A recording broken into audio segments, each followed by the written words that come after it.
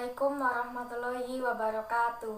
Perkenalkan, nama saya Erlini Salvia dari kelas 11 akuntansi 4.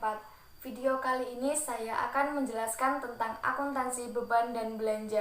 Materinya ada 4, yaitu perbedaan antara beban dan belanja, pihak-pihak yang terkait, klasifikasi beban dan belanja, dan pencatatan akuntansi beban dan belanja.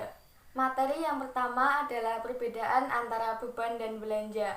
Beban diukur dan diakui dengan menggunakan basis akrual, sedangkan belanja diukur dan diakui dengan menggunakan basis kas. Beban merupakan unsur pembentuk LO atau laporan operasional, sedangkan belanja merupakan unsur pembentuk LRA atau laporan realisasi anggaran. Untuk beban, kode rekeningnya adalah angka 9, sedangkan untuk belanja, kode rekeningnya adalah angka 5. Materi yang kedua adalah pihak-pihak yang terkait.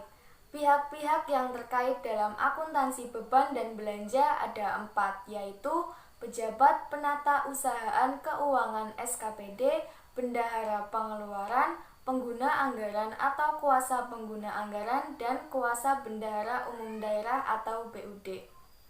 Materi yang keempat sekaligus materi yang terakhir adalah pencatatan akuntansi beban dan belanja. Pencatatan akuntansi beban dan belanja dibagi menjadi 4, yaitu pencatatan akuntansi beban dan belanja pegawai, pencatatan akuntansi beban dan belanja barang dan jasa, pencatatan akuntansi beban dan belanja modal, dan pencatatan akuntansi beban dan belanja hibah dan bantuan sosial.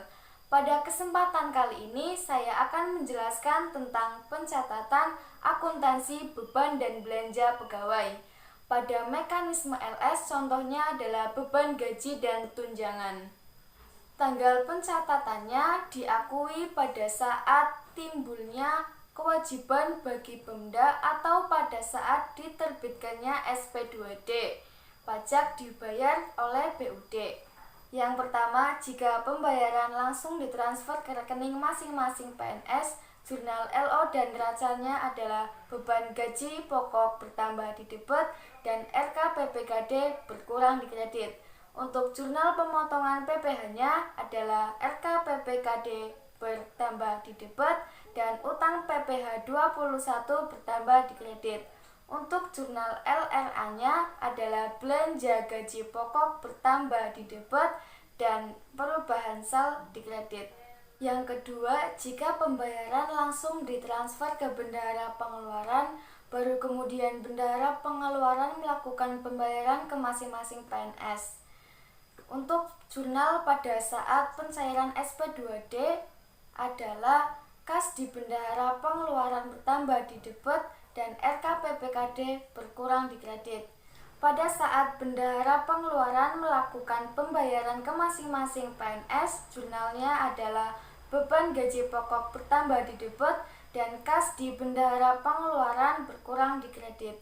Untuk jurnal pemotongan PPh-nya adalah kas di bendahara pengeluaran bertambah di debit dan utang PPh 21 bertambah di kredit. Untuk jurnal LRA-nya adalah belanja gaji pokok bertambah di debit dan perubahan sal di kredit. Pada mekanisme UP, TU atau GU contohnya adalah honorarium. Tanggal pencatatannya diakui pada saat bukti pembayaran beban telah disahkan oleh pengguna anggaran. Untuk pajak dibayarkan oleh bendahara pengeluaran SKPD. Yang pertama, jurnal pada saat bendahara pengeluaran melakukan pembayaran ke masing-masing PNS. Jurnal LO dan neracanya adalah beban uang lembur bertambah di debit dan kas di bendahara pengeluaran berkurang di kredit. Untuk jurnal pemotongan PPh-nya adalah kas di bendahara pengeluaran bertambah di debit dan utang PPh 21 bertambah di kredit. Jurnal LRA-nya adalah belanja uang lembur bertambah di debit dan kreditnya adalah perubahan sal. Yang kedua, jurnal pada saat pengajuan ganti uang berdasarkan SP2D GU hanya dibuat jurnal LO dan neraca dengan kas di bendahara pengeluaran bertambah di debit dan RKPPKD berkurang di kredit. Sekian video dari saya. Apabila terdapat kata-kata yang kurang berkenan, saya mohon maaf. Wassalamualaikum warahmatullahi wabarakatuh.